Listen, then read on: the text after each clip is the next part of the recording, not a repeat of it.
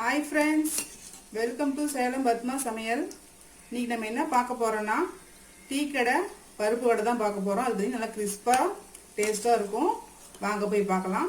அதுக்கு முன்னாடி நம்ம சேனல் இப்போ தான் புதுசாக பார்க்குறீங்கன்னா மறக்காமல் சப்ஸ்கிரைப் பண்ணிக்கோங்க. பக்கத்தில் இருக்கிற பெல் பட்டனையும் அழுத்திக்கோங்க. இப்போ இந்த டீ கடை பருப்பு வடை செய்யறதுக்கு தேவையான பொருள் பார்த்தீங்கன்னா, இது வந்து பட்டாணி பருப்புன்னு சொல்லி பார்த்தீங்கன்னா மளிகை கடையில் கிடைக்கும். இது கடலை பருப்பு போடக்கூடாது, இதுதான் நல்லா கிறிஸ்பாக கிடைக்கும். இது பார்த்தீங்கன்னா ஒரு 4 மணி நேரமாக நான் ஊற வச்சுருக்கிறேன். அந்தளவு ஊற வச்சுட்டா வந்து பார்த்தீங்கன்னா கிறிஸ்பாக நல்லாயிருக்கும். இது வந்து ஒரு 350 கிராம் அளவுக்கு நான் ஊற வச்சுருக்கேன். அது கூட அரைக்கிறதுக்கு பார்த்தீங்கன்னா 1 டேபிள் ஸ்பூன் அளவுக்கு சோம்பு, இந்த மாதிரி பட்டை ஒரு 2 துண்டு அளவுக்கு, இந்த மாதிரி காஞ்ச மிளகாய் ஒரு சின்ன, இது காரம் கம்மியாக இருந்தாலும் ஒரு 10 மிளகாய் எடுத்துருக்கேன். நீங்கள் உங்கள் காரத்தை அந்த மாதிரி போட்டுக்கோங்க.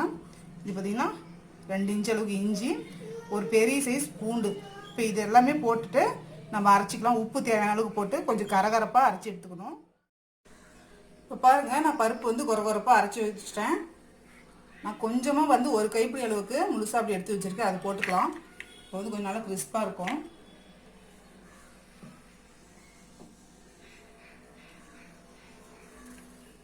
பார்த்திங்கன்னா ஒரு பெரிய வெங்காயம், 2 பச்சை மிளகாய், கொஞ்சோண்டு கருவேப்பிலை, கொத்தமல்லி இதில் போட்டுக்கலாம்.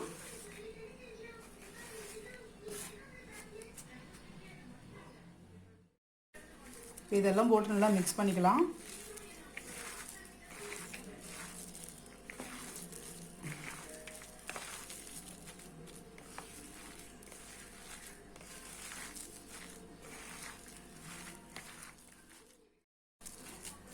நல்லா பிசைஞ்சு வச்சு நம்ம வேணுங்கிற அளவுக்கு சைஸ் என்ன வேணுமோ அந்த அளவுக்கு நம்ம உருண்டை பிடிச்சிட்டோம்னா நம்ம வடை தட்டி போடுறதுக்கு ஈஸியாக இருக்கும்.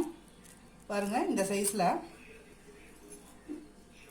நான் உருண்டை பிடிச்சி வச்சிட்றேன்.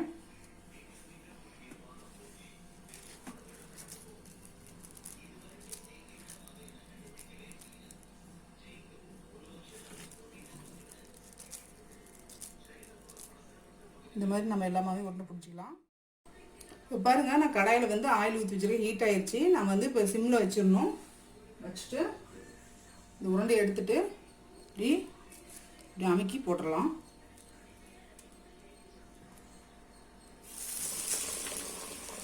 ஃப்ளேம் குறைச்சிடணுங்க, இல்லைன்னா இப்போ உள்ளே வந்து வேகாமல் போயிடும்.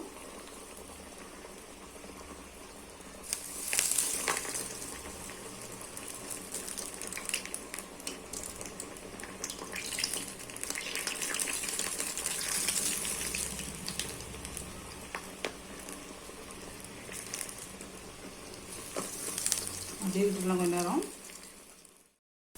மெதுவாக திருப்பி போடலாம்.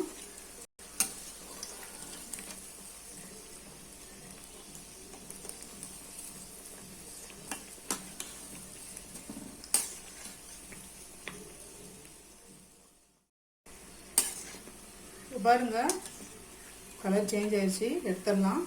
நம்ம பருப்பு வடை ரெடிங்க. இப்போ பாருங்க, நம்ம செஞ்ச டீ கடை பருப்பு வடை ரெடி ஆயிடுச்சுங்க. இது வந்து டீ டைமில் சாப்பிட்லாம், லஞ்சுக்கும் சாப்பிட்லாம். நல்லா டேஸ்ட்டாக இருக்கும்.